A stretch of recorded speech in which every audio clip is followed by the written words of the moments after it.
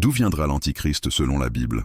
Vous serez choqués de découvrir les 3 théories solides basées sur des principes bibliques. Chaque théorie est convaincante en soi, mais lorsque vous voyez comment elle pourrait potentiellement fusionner en une seule figure, eh bien, disons que cela change tout.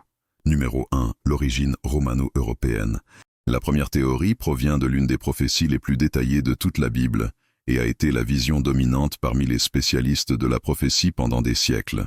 Dans Daniel chapitre 2, nous lisons le rêve du roi Nebuchadnezzar d'une statue massive qui représente l'association des empires mondiaux.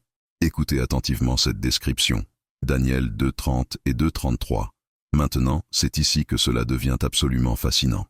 Daniel explique que chaque métal représente un empire différent qui gouvernera le monde. La tête d'or, c'est Babylone. La poitrine et les bras d'argent, l'empire médo-perse. Le ventre et les cuisses de bronze, la Grèce sous Alexandre le Grand. Mais ensuite, nous arrivons aux jambes de fer, c'est Rome. Et notez quelque chose de crucial à propos de cette statue. Elle ne se termine pas avec Rome, telle que nous la connaissons historiquement. Elle se termine par 10 orteils, en partie fer et en partie argile. Qu'est-ce que cela signifie? L'Empire romain sera ressuscité sous une forme ou une autre, mais ce sera un mélange, en partie fort comme le fer, en partie faible comme l'argile. Ce sera une coalition, pas un seul empire unifié comme la Rome originale. Mais Daniel 7 nous donne encore plus de détails spécifiques qui vous laisseront absolument perplexes. Daniel voit les mêmes empires représentés comme 4 bêtes, et quand il arrive à la 4e bête, Rome, il est terrifié. Après cela, je continuais à regarder dans les visions de la nuit, et voici le 4e animal, terrible et épouvantable et très fort, qui avait de grandes dents de fer. Il dévorait et mettait en pièces, et il écrasait de ses pieds ce qui restait.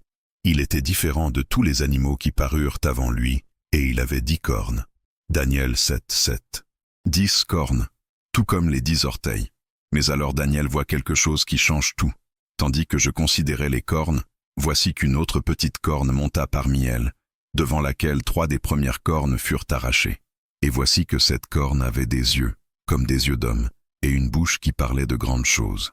Daniel 7, verset 8. Cette petite corne, avec des yeux comme des yeux d'homme, et une bouche qui parle de grandes choses, c'est l'Antichrist. Mais remarquez quelque chose d'absolument critique ici. Il ne conquiert pas le système romain de l'extérieur comme un envahisseur étranger. Il ne vient pas comme un ennemi évident.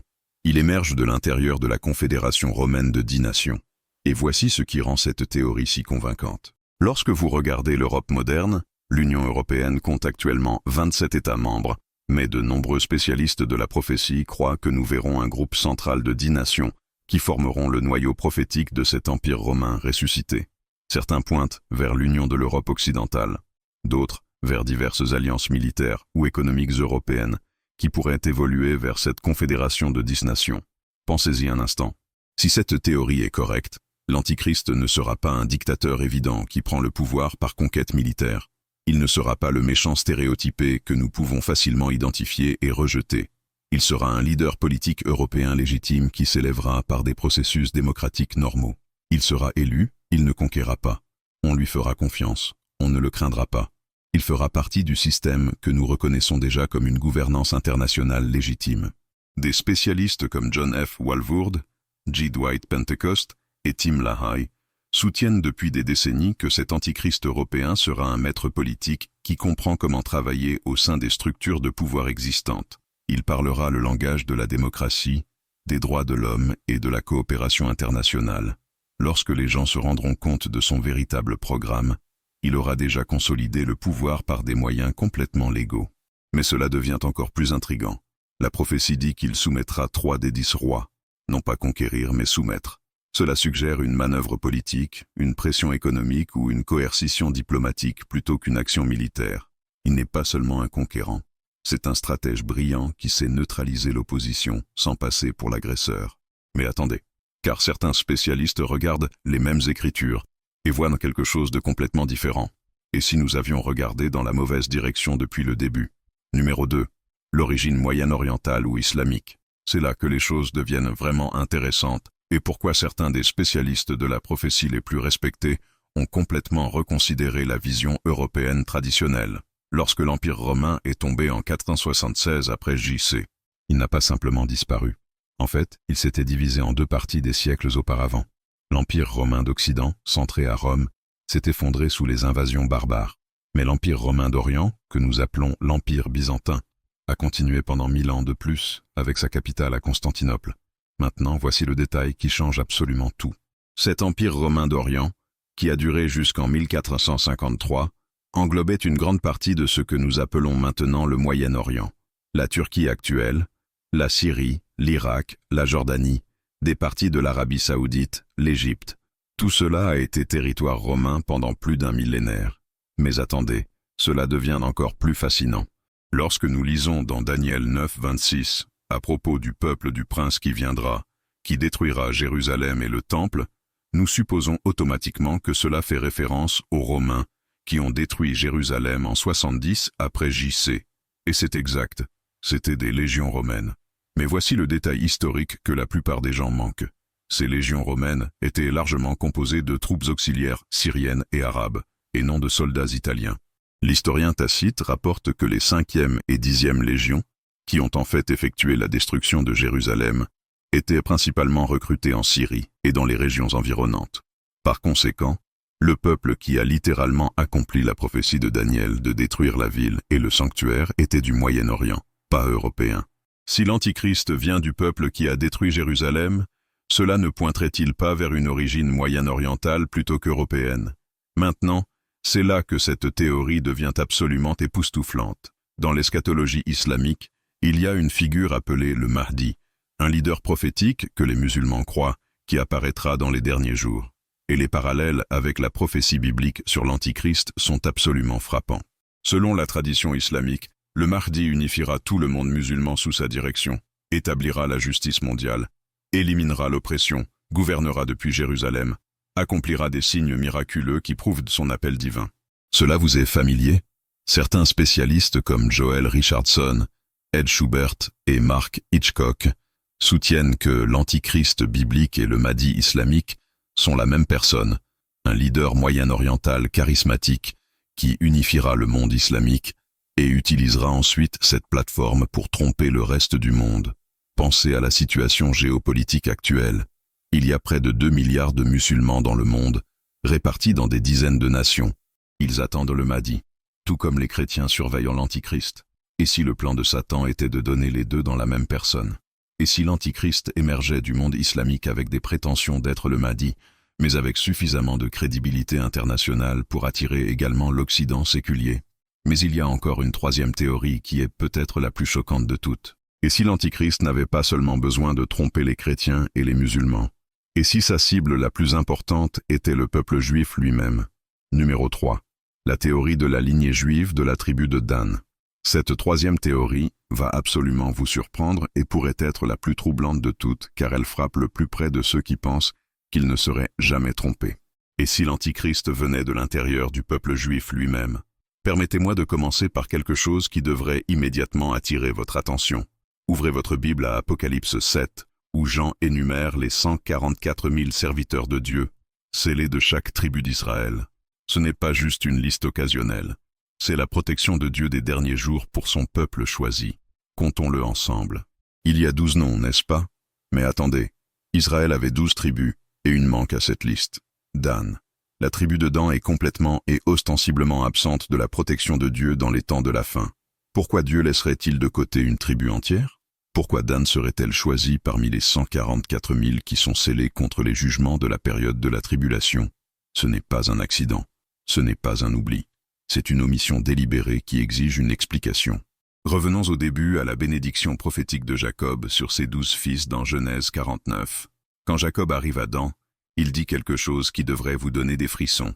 Dan sera un serpent sur le chemin, une vipère sur le sentier, qui mord les talons du cheval, en sorte que celui qui le monte tombe à la renverse. Un serpent, une vipère sur le chemin. Dans le symbolisme biblique, que représente le serpent? Depuis le début, dans Genèse 3, le serpent a été le symbole de Satan lui-même. Mais cela empire. Regardez le compte-rendu historique de ce que la tribu de Dan a réellement fait. Dans Juge 18, nous lisons que Dan a fait quelque chose qu'aucune autre tribu n'a fait. Ils sont devenus les premiers à introduire l'idolâtrie systématique en Israël. Ils ne sont pas tombés dans l'idolâtrie par accident. Ils ont activement recherché de faux dieux, engagé leurs propres prêtres et mis en place tout un faux système religieux qui a corrompu le culte en Israël pendant des générations. Et les enfants de Dan se dressèrent, l'image sculptée. Et Jonatas, fils de Gershom, fils de Manassé, lui et ses fils furent prêtres pour la tribu de Dan jusqu'au jour de la captivité du pays. Juges 18-30. Ce n'était pas un recul temporaire, c'était une apostasie institutionnelle qui a duré des siècles. Dan est devenu synonyme de faux culte et de conduire Israël à l'erreur. Mais c'est là que cette théorie devient absolument terrifiante. Et si l'Antichrist émergeait de la tribu de Dan avec des références légitimes de lignée juive, pensez à la brillance stratégique d'une telle tromperie. Pour que les Juifs orthodoxes acceptent quelqu'un comme Messie, il doit satisfaire à des exigences généalogiques très spécifiques. Il doit prouver sa descendance de la tribu de Juda, de la maison de David. Aucun Juif prenant l'Écriture au sérieux n'accepterait un Messie qui ne pourrait pas prouver cette lignée. Le père de l'Église, Irénée, écrivant au IIe siècle, a spécifiquement enseigné que l'Antichrist viendrait de la tribu de Dan. Il n'était pas le seul.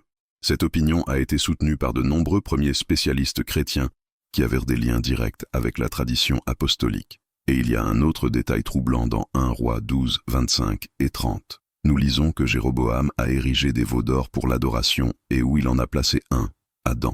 La tribu de Dan a été associée non seulement à l'idolâtrie, mais spécifiquement au faux culte, qui imitait le vrai culte de Dieu, mais éloignait les gens de Jérusalem et du vrai temple. L'homme qu'Israël acclame comme son Messie tant attendu, pourrait-il venir précisément de la tribu qui les a historiquement conduits au faux culte? La tribu qui a introduit l'idolâtrie en Israël pourrait-elle être celle qui produira l'idole suprême, un faux Messie qui exigera l'adoration de lui-même? Mais voici la partie la plus troublante. Si l'Antichrist vient de l'intérieur de la communauté juive avec des références messianiques convaincantes, il ne trompera pas seulement Israël, il trompera aussi beaucoup de chrétiens. Et cela nous amène à la possibilité la plus étonnante de toutes. Et si nous n'avions pas besoin de choisir entre ces trois théories, et si elles étaient toutes correctes, et si l'Antichrist était une figure qui incarne d'une manière ou d'une autre des éléments des trois origines, héritage politique européen, crédibilité religieuse moyen-orientale et référence messianique juive, maintenant, c'est là que les trois théories commencent à se rejoindre de manière qui vous laisseront absolument stupéfaits. Comment il trompera Israël? La fraude du temple. Nous arrivons peut-être à la tromperie la plus cruciale de toutes. Comment l'Antichrist trompera-t-il le peuple juif au point qu'ils l'accepteront comme leur Messie tant attendu? Ce n'est pas juste une autre arnaque religieuse.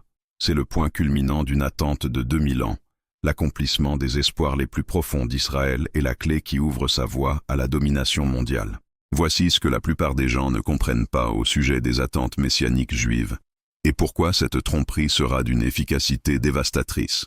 Pour qu'un juif orthodoxe accepte quelqu'un comme Messie, cette personne doit satisfaire à des exigences très spécifiques et non négociables établies par des siècles d'érudition rabbinique et d'interprétation biblique. Premièrement, il doit prouver sa descendance de la tribu de Juda. Ce n'est pas une suggestion, c'est une exigence absolue basée sur Genèse 49, 10.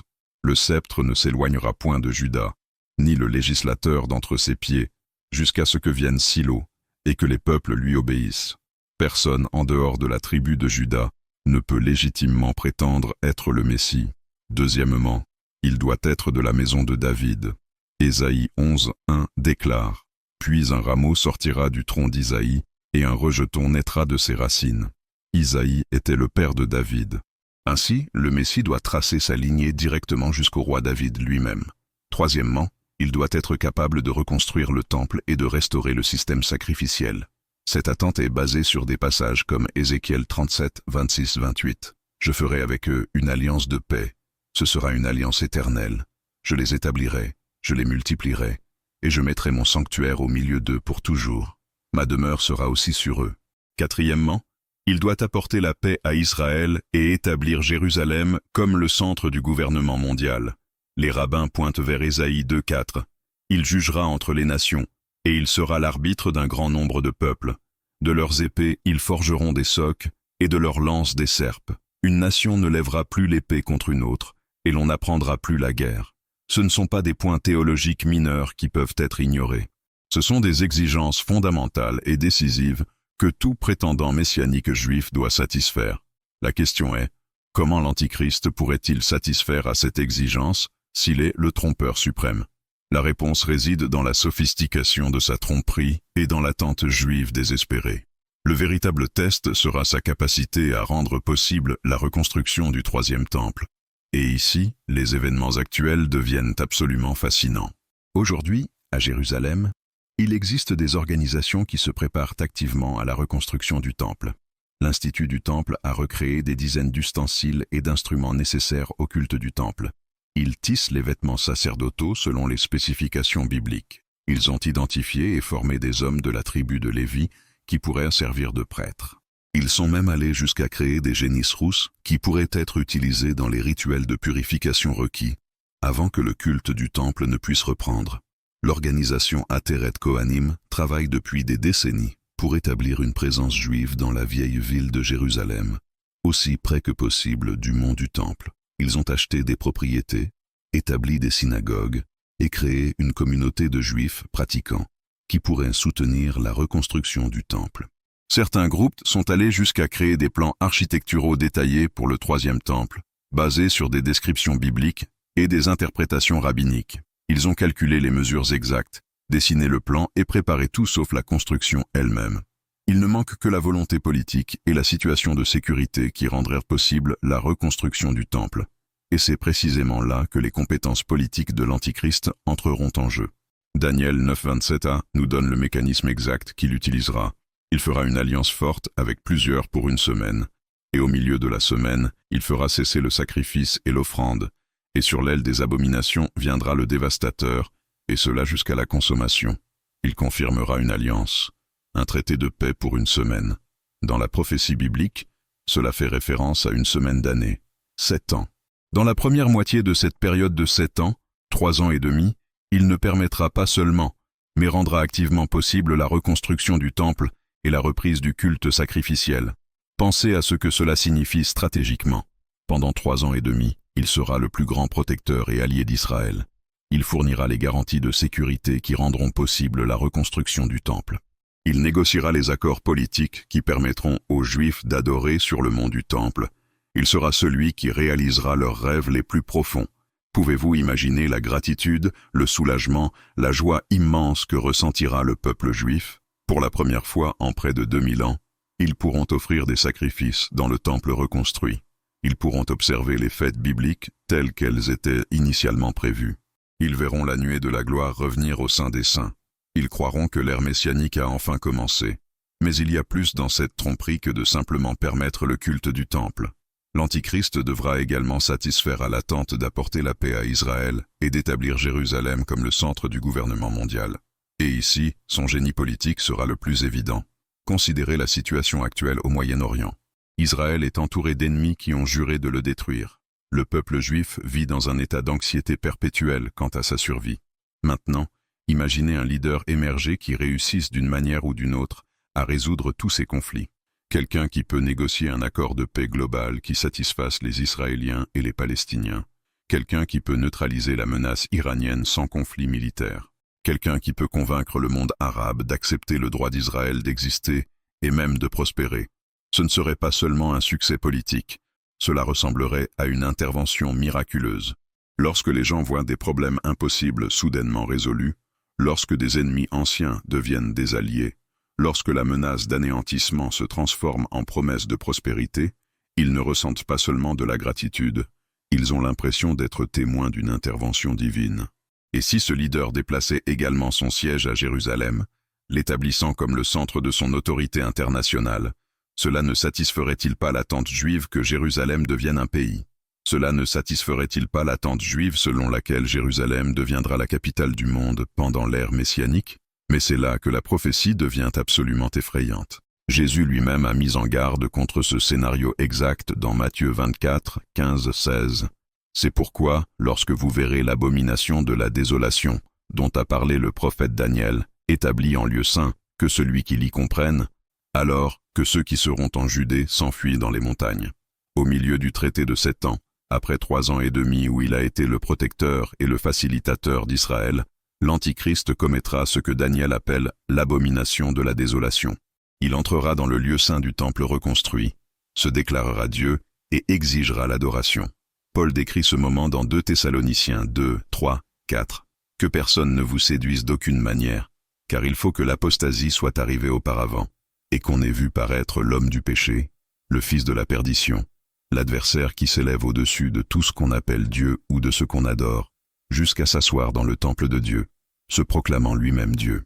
Pouvez-vous imaginer l'horreur? Pouvez-vous imaginer l'impact psychologique et spirituel dévastateur? Pendant 3 ans et demi, le peuple juif aura cru avoir enfin son Messie. Il aura cru que ses plus grands rêves se réalisaient. Il aura complètement baissé sa garde. Mais la tromperie va encore plus loin. Considérez le conditionnement psychologique qui aura lieu pendant ces 3 premières années et demie. Chaque jour où le temple restera debout, chaque sacrifice offert, chaque fête célébrée, renforcera la conviction que cet homme est véritablement le Messie. Plus la tromperie durera, plus le peuple juif sera enclin à le croire. Et il y a un autre élément particulièrement insidieux. Pendant ces 3 ans et demi, l'Antichrist ne sera pas seulement le protecteur politique d'Israël, il sera probablement impliqué dans sa vie religieuse également. Et voici l'élément final le plus troublant de cette tromperie. Tout semblera se dérouler selon le plan de Dieu.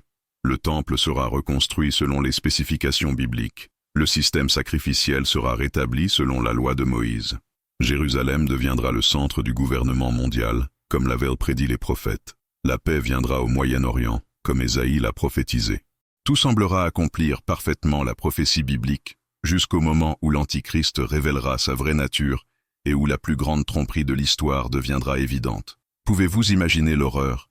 Pendant 3 ans et demi, le peuple juif aura cru avoir enfin son Messie. Il aura cru que ses plus grands rêves se réalisaient. Il aura baissé sa garde. Il aura fait entièrement confiance. Et c'est précisément à ce moment-là que la prophétie nous dit que l'Antichrist révélera sa vraie nature et frappera avec une trahison dévastatrice. L'homme qu'ils ont accueilli comme leur libérateur deviendra leur destructeur. Le chef à qui ils ont confié leurs espoirs les plus sacrés écrasera ses espoirs sous ses pieds. Celui qu'ils ont acclamé comme le fils de David exigera l'adoration comme le fils de Dieu lui-même. Nous arrivons maintenant au moment culminant où tout s'écroule. Quand la plus grande tromperie de l'histoire humaine entre en collision avec la puissance souveraine du Dieu Tout-Puissant, et quand la toile de mensonges soigneusement tissée s'effondre enfin sous le poids du jugement divin, ce qui se passe ensuite n'est pas seulement la fin du règne de l'Antichrist, c'est la démonstration la plus spectaculaire de la puissance de Dieu que le monde ait jamais vue. Le prophète Ézéchiel nous donne une vision de la manière dont tout cela se déroule, et c'est à la fois terrifiant et magnifique. Mais pour comprendre ce qui se passe réellement, nous devons voir comment de multiples prophéties des derniers jours convergent en une tempête parfaite qui ébranlera les fondements même de la terre. Le déclencheur est la fausse sécurité d'Israël. C'est là que la prophétie devient absolument fascinante, car elle révèle quelque chose que la plupart des gens manquent à propos du scénario de la fin. La coalition massive qui vient contre Israël dans Ézéchiel 38 et suivant n'est pas faite d'ennemis aléatoires. Écoutez attentivement qui est impliqué dans cette coalition. Fils de l'homme, tourne ta face vers Gog, au pays de Magog, le prince souverain de Méchec et de Tubal, et prophétise contre lui. Tu diras, ainsi parle le Seigneur, l'Éternel. Voici, j'en veux à toi, Gog, prince souverain de Méchec et de Tubal. Je t'entraînerai, je mettrai des crocs à tes mâchoires, et je te ferai sortir, toi et toute ton armée, chevaux et cavaliers, tous magnifiquement vêtus, troupes nombreuses, portant le grand et le petit bouclier, maniant tous l'épée. La Perse, l'Éthiopie et Put sont avec eux, tous avec le bouclier et le casque. Gomer et toutes ses troupes, la maison de Togarma, à l'extrémité du nord, et toutes ses troupes, peuple nombreux avec toi. Décryptons cette coalition. Magog, c'est la Russie. Méchec et Tubal, des régions de la Turquie actuelle. La Perse, c'est l'Iran. L'Éthiopie et Put, des nations d'Afrique du Nord. Gomer, des parties de l'Europe de l'Est et peut-être l'Allemagne. Togarma, encore de la Turquie et peut-être des parties du Caucase. C'est une coalition massive de nations, majoritairement islamiques, ainsi que la Russie et peut-être d'autres puissances d'Europe de l'Est. Le facteur russe est la vieille rancune de Magog. L'implication de la Russie dans cette coalition est particulièrement significative car elle représente quelque chose de plus profond qu'un simple opportunisme géopolitique. À travers l'histoire, la Russie a entretenu une relation complexe à la fois avec l'Occident et le Moyen-Orient. Ils étaient des chrétiens orthodoxes, mais souvent en désaccord avec le christianisme occidental. Ils étaient européens, mais jamais pleinement acceptés par l'Europe occidentale. Ils ont eu une implication étendue au Moyen-Orient, mais sont souvent considérés avec suspicion par les nations islamiques. La Russie pourrait y voir l'occasion de combler le vide de pouvoir. Et il y a un autre facteur. La Russie a des liens étendus avec l'Iran et d'autres nations du Moyen-Orient par le biais de ventes d'armes, de partenariats énergétiques et d'alliances stratégiques. Si ces nations organisent une coalition contre l'Antichrist, la Russie pourrait y voir un moyen d'étendre son influence dans la région tout en réglant de vieux comptes avec l'Occident.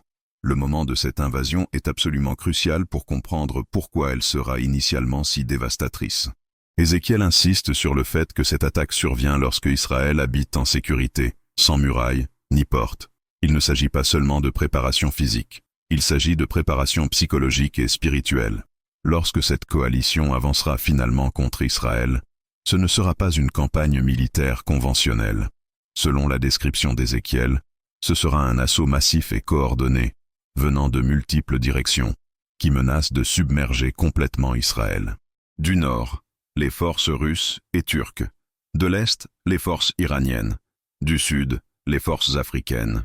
Ce n'est pas juste une armée, ce sont de multiples armées qui convergent simultanément sur Israël, avec l'objectif apparent de détruire complètement l'État juif et d'éliminer la base de pouvoir de l'Antichrist. Mais c'est là que les plans humains se heurtent à la souveraineté divine, où les armées terrestres affrontent le Créateur de l'univers, où la plus grande coalition militaire de l'histoire découvre ce que signifie se battre contre Dieu lui-même. Ézéchiel 38, 18, 23 décrit la réponse de Dieu à cette invasion. En ce jour-là, au moment où Gog arrivera au pays d'Israël, dit le Seigneur, l'Éternel, la fureur me montera au visage. Je le déclare dans ma jalousie et dans le feu de ma colère. En ce jour-là, il y aura un grand tremblement de terre dans le pays d'Israël. Les poissons de la mer, les oiseaux du ciel, les bêtes des champs, tous les reptiles qui rampent sur la terre, et tous les hommes qui sont à la surface de la terre, trembleront devant moi. Les montagnes seront renversées, les rochers s'écrouleront, et toutes les murailles tomberont par terre. J'appellerai l'épée contre lui sur toutes mes montagnes, dit le Seigneur, l'Éternel. Chacun tournera l'épée contre son frère. J'exercerai mes jugements contre lui par la peste et par le sang, par une pluie torrentielle et par de grosses grêles. Je ferai pleuvoir du feu et du soufre sur lui et sur ses troupes, et sur les peuples nombreux qui seront avec lui. Je manifesterai ma grandeur et ma sainteté. Je me ferai connaître aux yeux de la multitude des nations, et elles sauront que je suis l'Éternel. Ce n'est pas une guerre conventionnelle, c'est une intervention surnaturelle à une échelle qui défie la compréhension humaine. Dieu répond à cette invasion par un grand tremblement de terre qui secoue tout le pays d'Israël si violemment que toute créature vivante tremble. Des montagnes sont renversées, des falaises s'effondrent, chaque mur tombe par terre. Ce n'est pas seulement une réponse militaire, c'est une catastrophe géologique qui remodèle le paysage lui-même. Confusion et tirs amis parmi les armées envahissantes. L'épée de chacun sera contre son frère, dans le chaos du tremblement de terre surnaturel et la terreur de faire face au jugement divin. Les armées de la coalition se retournent les unes contre les autres. Les troupes russes tirent sur les troupes iraniennes. La coalition qui est venue détruire Israël finit par se détruire elle-même. La peste et la maladie balayent les armées envahissantes, des fléaux surnaturels qui causent des pertes massives parmi des troupes qui pensaient mener une guerre conventionnelle contre une petite nation. Guerre météorologique à une échelle sans précédent. Pluie torrentielle et grosses grêles, feu et soufre. Ce n'est pas juste du mauvais temps, c'est un jugement divin qui pleut du ciel lui-même. Feu et soufre comme lors de la destruction de Sodome et Gomorrhe, mais à une échelle qui englobe des armées entières réparties sur plusieurs pays. Le résultat, Ézéchiel 39:2 nous le dit. Je te ramènerai, je te conduirai, et je te ferai monter de l'extrémité du nord, et je t'amènerai sur les montagnes d'Israël. Seul 1/6 de la force d'invasion massive survit. 5/6 de la plus grande coalition militaire de l'histoire humaine sont détruits par une intervention divine directe. Le nettoyage, 7 mois d'enterrement.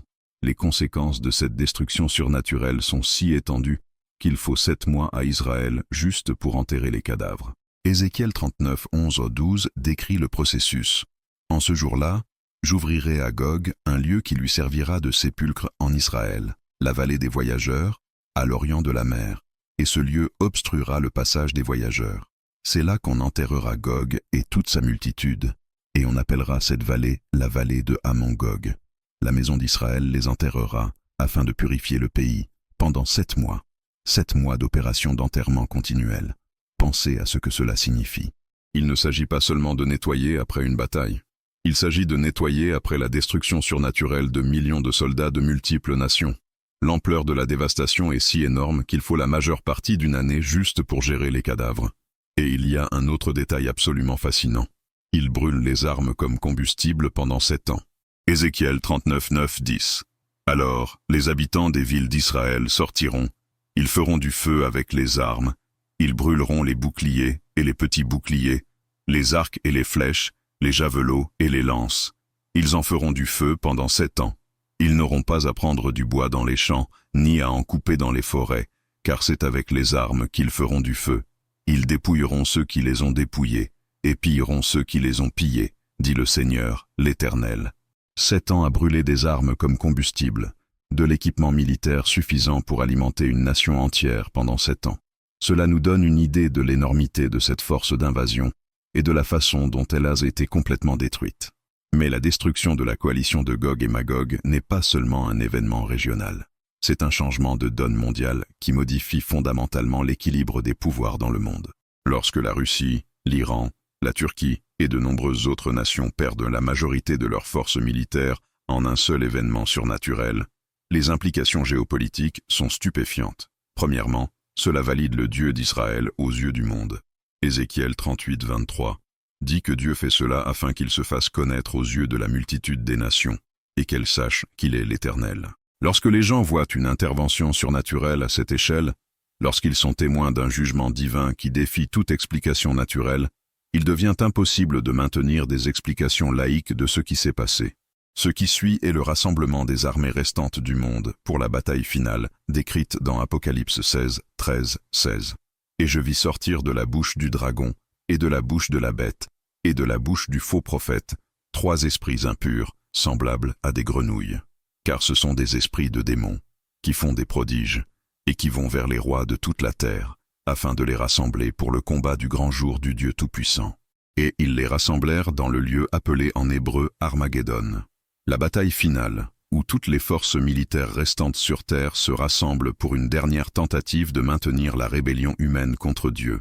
Mais cette bataille a un résultat prédéterminé, et ce n'est pas en faveur des armées humaines, et cela nous amène au moment culminant de l'histoire humaine, lorsque le faux Christ affronte enfin le vrai Christ, lorsque la plus grande tromperie de l'histoire entre en collision avec la vérité suprême, lorsque l'usurpateur rencontre le roi légitime. Daniel 11,45 nous dit le destin de l'Antichrist. Il dressera les tentes de son palais entre les mers, sur la glorieuse montagne sainte. Puis, il arrivera à sa fin, sans que personne ne lui porte secours. Il établit son siège à Jérusalem, juste là, sur le mont du Temple où il a commis l'abomination de la désolation, mais c'est de ce même endroit où il a revendiqué être Dieu qu'il rencontre sa fin, et, fait significatif, personne ne l'aidera. Tous ses alliés ont disparu, toutes ses fraudes sont finalement exposées, car il est vaincu non par des armées humaines, non par une révolution politique, non par un soulèvement populaire. Apocalypse 19, 19, 20 décrit sa fin. Et je vis la bête, et les rois de la terre, et leurs armées rassemblées pour faire la guerre à celui qui était assis sur le cheval et à son armée. Et la bête fut prise, et avec elle le faux prophète, qui avait fait devant elle les prodiges par lesquels il avait séduit ceux qui avaient pris la marque de la bête, et ceux qui avaient adoré son image. Ils furent tous les deux jetés vivants dans l'étang de feu ardent de soufre, et les autres furent tués par l'épée qui sortait de la bouche de celui qui était assis sur le cheval, et tous les oiseaux se rassasièrent de leur chair. Le vrai Christ revient sur un cheval blanc, et avec rien de plus que la parole de sa bouche, il détruit la plus grande force militaire jamais rassemblée. L'Antichrist et le faux prophète sont capturés vivants et jetés directement dans l'étang de feu, sans jugement, sans appel, sans seconde chance. C'est la fin de la plus grande tromperie de l'histoire humaine. C'est la fin de la tentative finale de Satan d'usurper le trône de Dieu. C'est le moment où la vérité triomphe enfin du mensonge, où la justice triomphe enfin de l'injustice, où le roi des rois et seigneur des seigneurs prend sa place légitime de souverain de la terre, et cette victoire, ce triomphe glorieux du bien sur le mal, cette suprême justification de tous ceux qui ont choisi de rester fidèles malgré le coup, cette victoire prépare le terrain pour la question qui déterminera le destin éternel de chaque personne vivante aujourd'hui.